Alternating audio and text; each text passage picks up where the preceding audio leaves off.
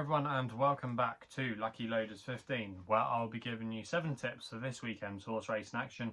Now before we get stuck into them, I quickly just want to reflect on how our tips performed today.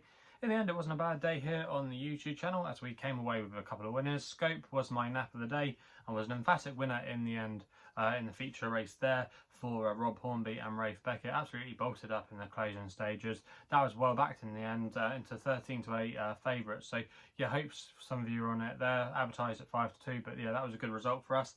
And then also as well, small Bad Bob was able to do the business for us at Fontwell, advertised at 4-1, and again there was a bit of market support for that one today. It was quite a comfortable winner in the end there, so that was a good result for us. The other tip that ran for us was future investment at Ascot. He was a bit too keen, I thought, in the end, which probably paid to his chances, but yeah, in the end he was just very frustrating. But on the whole, 2 good results for us, and fingers crossed we can take it into this weekend's racing. And like I said, I've got 7 tips for this weekend.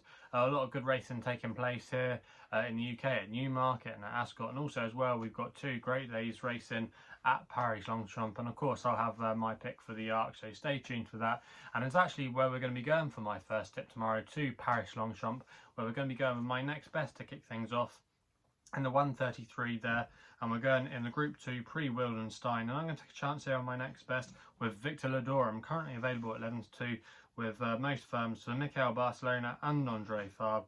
Now I'm going to recommend a 1-point win bet here. Now this horse caught a lot of people's attention as a juvenile when he was a very impressive winner there, winning one of the big Group 1 races on the card as a juvenile. He then went into a lot of people's tracker for the French 2,000 guineas, and he was able to overcome that by winning at Deauville. And then after that he was been a bit in and out really. He's been frustrating for Andre Fabre. He's never quite had him right, and he's been a horse that's been slowly coming to the boil this season, but I think he recorded his best effort for some time when we last saw him in the Prix de Moulin. He ran a good race there behind the likes of Baid and Order of Australia. He beat Snow Lantern as well, running on quite strongly. This is definitely, I think, a weaker race than what he was running in last time out.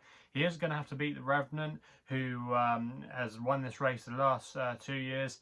However, he's not going to be having Pierre-Charles Bourdais because he's suspended, and I think he's really key to him. And Olivier Pellier, who's no bad jockey, no bad deputy tomorrow filling in. I'm just not sure he might be able to have the same relationship though. And Victor Ludorum, I think, has probably been targeted for this race. He came back to form last time out, and I just think he's a little bit of value in this race, and that's why he's going to be my first tip of the day. We then stay at ParisLongchamp for my second selection. Going to be an extra tip here in the Prix de Royallieu.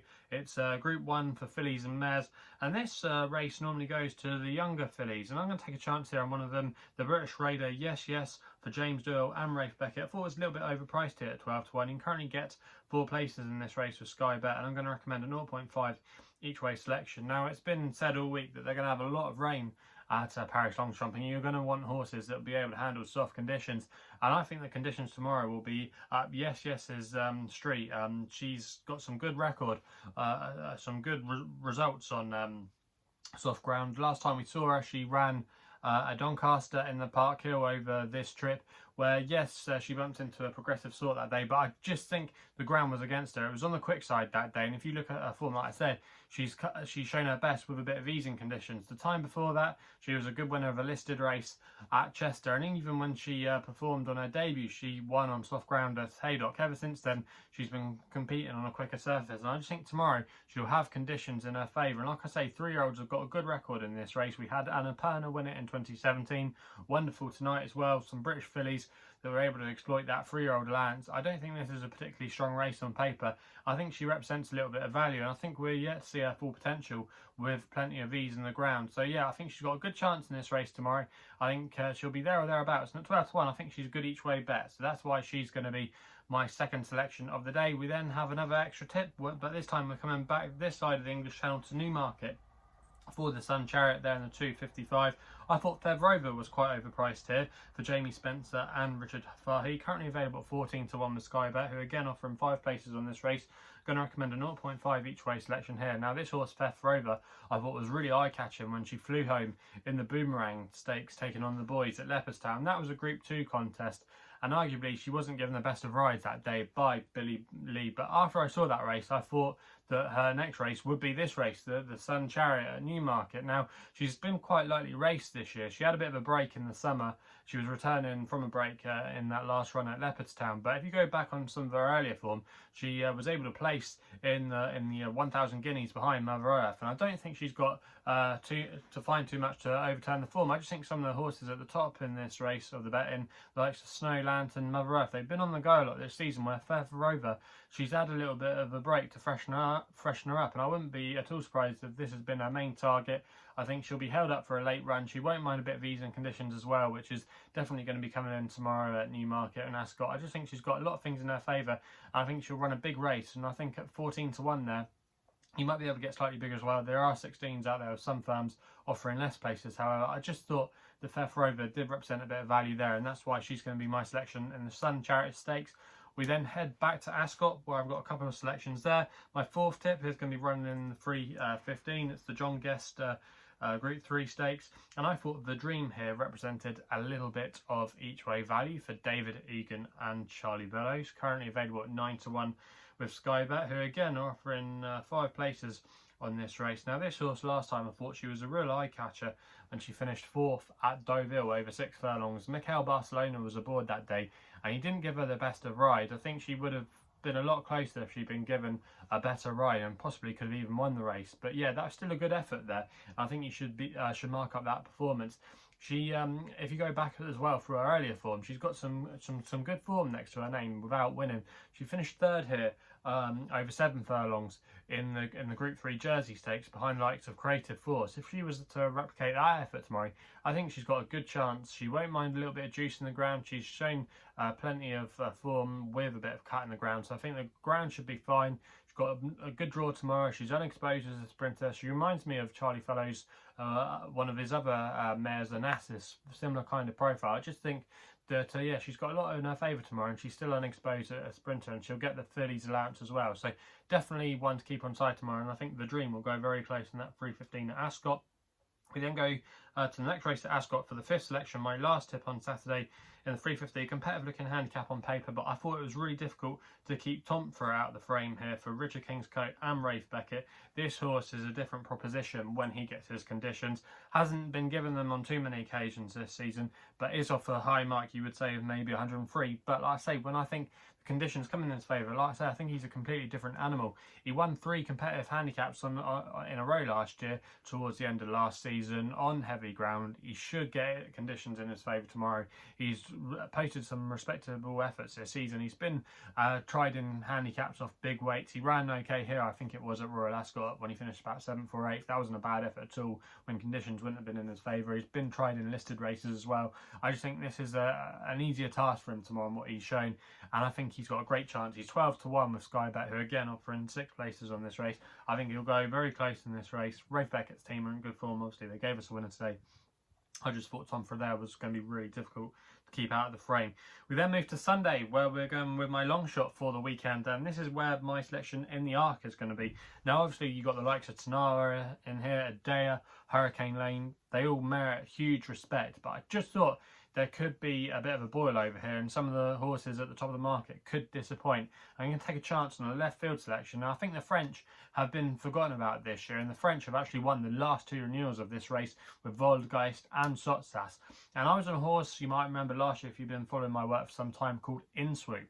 Now I backed Inswoop anti-post about a week before the race for Francois-Henri Graffard. He was a real eye-catcher in the Grand Prix de Paris that year, and he was actually staying on in 2nd place, and he was well gambled on as we got closer to the race, because conditions came into his favour, and he ran an absolute blinder and arguably could have maybe won the race. He finished 2nd in the end.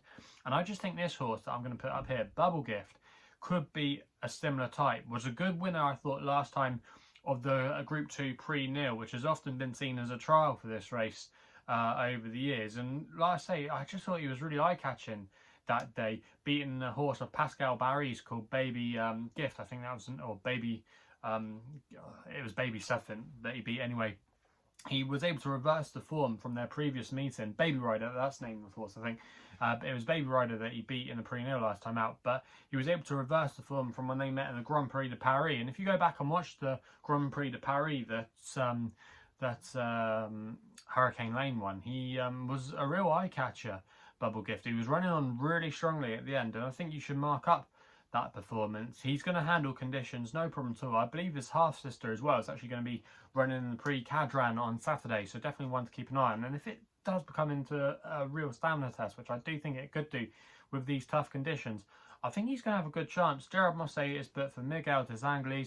I've read some of the quotes actually from Miguel des Anglais on a couple of blogs, and he's really sweet about this horse's chances to maybe upset the apple cart. And I just think, like I say, he's been overlooked in the market purely because he's a horse that doesn't have a form against a lot of British and Irish horses. But I think a lot of the top of the market, I think a few of them maybe have had hard seasons, maybe not handle the ground as well, and just to take in too much of the market. And I just think Bubble Gift, you're going to get extra places on the day. You can get 5 places at 66 to 1 currently at the time recording SkyBet. I think that's a great price there, and I wouldn't be at all surprised if he was able to make the first 5, and you're getting a 11 to 1 to find out pretty much. So yeah, I think that's not a bad price there at all. And I think Bubble Gift could maybe go under the radar in this race and run a big race. So yeah, he's going to be my selection there. In the Arc, we then go to my nap of the weekend, which runs in the Prix de la Foret. It's the 5 o'clock. It's the only 7 furlong Group 1 in Europe. And I'm going to take a chance here on Njord for Shane Foley and Jessica Harrington. Currently available at time of recording with SkyBet at 16 to 1. Who are offering 4 places on this race. I'm going to recommend a 1 point each way selection here. Now, Njord, I backed him in the Boomerang Stakes last time out, and I thought he was really unlucky that day. You might remember we put him up here on my YouTube channel. He was able to get the each way money that day, but I thought he was quite unlucky. He was hampered at a really crucial stage and wasn't able to get back into the race until the final strides or so, where he stayed on really strongly. Now, I think he's going to have conditions in his favour tomorrow. Can't rain enough for Njord. He really likes it when it's kind of really riding deep. And yeah, he's going to have conditions, I think, in his favour. He's a strong traveller. He's been running some decent races in defeat. He ran a good race as well at Newbury over 7 furlongs in the Group 2 Denford Stakes. Obviously, this is a cut above, but Jessica Harrington's team have been in really good form, and I think he's got a really good chance in this race. He won the Balmoral Handicappers last year very convincingly on Champions Day at Ascot, so I do think he's got a big chance in this race. I think he's quite a big price, and with Shane Foley back aboard, I think that's a good positive for our selection there. So I think Njord, he's got good claims in the Prix de la Foret, and for me, he's going to be my nap of the weekend. So that rounds off the 7 tips for the weekend. If you want to know what I'm putting up, the tips will be in the description box below. Also as well, if you're still enjoying these videos, remember to hit the thumbs up button and subscribe here to my YouTube channel at LuckyLoaders15. Also as well, if you want to follow me on Twitter, my handle is at LuckyLoader15, and that's the place to follow me on social media. Also as well, if you still want to find out a bit more about myself, my website is www.chrisloaderracing.co.uk. Please go responsibly. Hopefully we can have some winners for you guys this weekend, and we'll be seeing you soon.